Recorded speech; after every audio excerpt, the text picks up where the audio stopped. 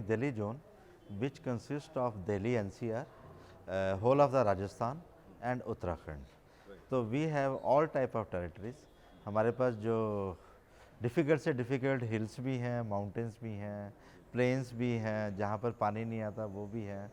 सब टाइप के हम लोगों को चैलेंजेस जो है फेस करने पड़ते हैं। पर मैं आपको बताना चाहूँगा कि अभी फाइनेंशियल इंक्लूजन में जो प्राइम मिनिस्टर जन धन योजना स्कीम हमारे प्राइम मिनिस्टर ने लॉन्च की, उसमें central bank of India Delhi zone ने बहुत बढ़ चढ़ के काम किया।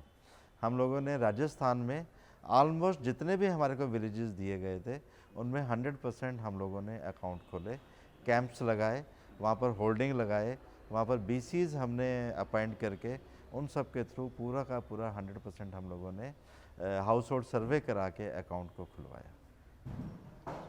सर, अभी जैसे हम लोगों ने काफ़ी सारे स्पीकर्स को सुना तो उसमें ऐसा लग रहा था कि बीसीज प्रॉपरली इन्फॉर्म्ड नहीं हैं, they are not informed enough to inform the masses in turn. तो आपका इसके बारे में क्या एक्सपीरियंस है?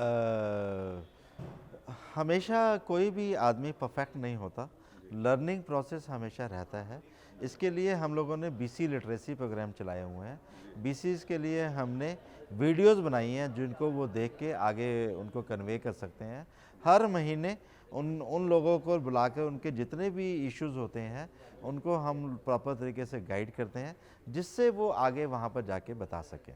हमारे ब्रांच मैनेजर के लिए और वहाँ जो हमारे फील्ड ऑफिसर होते हैं, ब्रांच जो बेस ब्रांच जिसे हम बोलते हैं, जिनसे बीसी कनेक्टेड रहते हैं, उनको भी इंस्ट्रक्शन है कि अब हर हफ्ते बीसी जहाँ पर काम कार्य करता है, चाहे वो पंचायत का ऑफिस हो या जीओएसबी जिसे हम बोलते हैं, वहाँ पर जाके उन लोगों को बुलाएं, उनके एट द स्पॉट जो भी इश्यूज़ हैं उनको रिजॉल्व करें।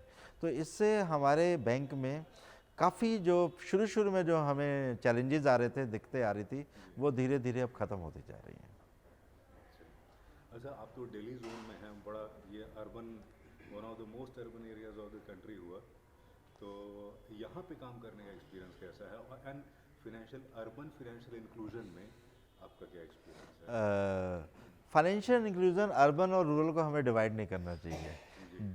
जो आदमी जो फाइनेंशियल सर्विसेज को नहीं यूज़ कर रहा, वो फाइनेंशियली एक्सक्लूडेड पर्सन है और उसको हमें फाइनेंशियल फोल्ड में लाना है, चाहे वो अर्बन का आदमी हो या रूरल का आदमी हो। अर्बन में भी ऐसे बहुत सारे लोग थे जिनके पास पैसा था पर किन्हीं कारणों से वो खाता नहीं खोल पा रहे थे। तो हमने यहाँ पर भी कैंप्स किए, यहाँ पर भी जो स्लम एरियाज़ हैं, जो लो मिडिल क्लास के एरियाज़ हैं, वहाँ जाके घर घर में सर्वे कराया। जिन लोगों के अकाउंट नहीं है उन लोगों के अकाउंट खोले। और मैं आपको ये सूचित करना चाहूँगा कि हमने अब तक 50 जो है अर्बन फाइनेंशियल बीसीज भी रखे हुए हैं जो कि उन एरियाज़ में जाके उनको पैसे जमा करते हैं और उनसे पैसे लेते हैं। उसके सिवा हमने एमएफ के लगाए हैं, सीडी के लगाए हैं, जिससे कि वो कभी भी आकर पैसे जमा कर सकते हैं। और एटीएम मशीनें तो लगी हुई हैं पैसा निकालने के लिए। मेरा अर्बन और रूरल का जो डिफरेंस मैंने स्पेसिफाई किया वो है connectivity is a big problem, education is a big problem. तो इसलिए मैं ये जानना चाह रहा था कि अर्बन एरियाज़ में और वो भी दिल्ली में, तो वो कैसा एक्सपीरियंस रहा? दिल्ली में मैंने जैसे आपको बताया कि दिल्ली में हम लोगों ने जो पाया कि बहुत सारी लेबर, माइग्रेंट लेबर यहाँ पर है जिनके अकाउंट नहीं है। घर में हमारे डोमेस्टिक हेल्प्स हैं, हमारे ड्राइवर्स हैं, उन सब लोगों के अकाउंट नहीं थे। वो दिल्ली में रह रहे हैं, एजुकेटेड भी हैं, 8वीं पास भी हैं, 10वीं पास भी हैं, पर उनके अकाउंट नहीं थे। उन लोगों को भी बैंकिंग की ज़रूरत है और वो बैंकिंग सर्विसेज उनको प्रोवाइड की गई हैं। और हम सेकंड स्टेप में उन लोगों को कार्य करने के लिए मुद्रा लोन भी प्रोवाइड कर रहे हैं। अच्छा, तो बेसिकली वो माइग्रेंट लेबरर्स वगैरह थे जो एक्सक्लूडेड। हाँ, डोमेस्टिक हेल्प हो गए, ड्राइवर्स हैं या जो आप रेडी वाले लोग हैं, इन लोगों के अकाउंट पहले नहीं थे। उन लोगों को हम लोगों ने टारगेट ग्रुप लेते हुए सबके अकाउंट खोले। What else is central bank planning in the days to come to promote financial inclusion? Central bank एक ऐसा बैंक है जो 104 साल पुराना बैंक है और इसको सबसे बड़ा स्वदेशी बैंक माना जाता है। हमारी 2/3 ब्रांचेस जो है वो रूरल और सेमी अर्बन एरिया में है। इवन दिल्ली में भी हमारी बहुत सारी ब्रांचेस उस एरिया को कैटर करती हैं जहाँ पर लोगों को फाइनेंशियल एक्टिविटी की ज़रूरत है।